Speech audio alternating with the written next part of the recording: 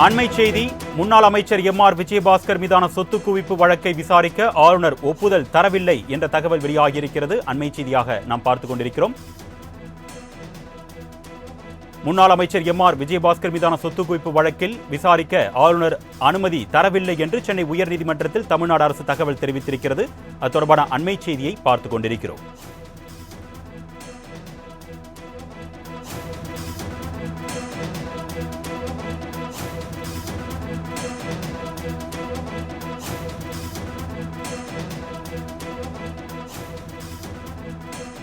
முன்னாள் அமைச்சர் எம்.ஆர். விஜயபாஸ்கர் மீதான சொத்து குவிப்பு வழக்கின் விசாரிக்க ஆளுநர் ஆர்.என். ரவி ஒப்புதல் தரவில்லை என்று சென்னை உயர்நீதிமன்றத்தில் தமிழக அரசு தரப்பில் தகவல் தெரிவிக்கப்பட்டிருக்கிறது.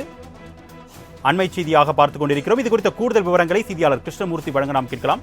வணக்கம் கிருஷ்ணமூர்த்தி, இந்த வழக்கு தொடர்பான கூடுதல் விவரங்கள் சொல்லுங்கள். வணக்கம்.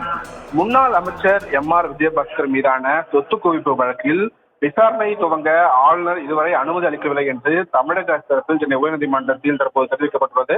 அதிமுக முன்னாள் அமைச்சர் எம்.ஆர். விஜயபாஸ்கரின் சகோதரர் சேகரின் முன்ஜாமீன் மனுவை சென்னை உயர்நீதிமன்றம் இன்று காலை தள்ளுபடி செய்திருந்தது.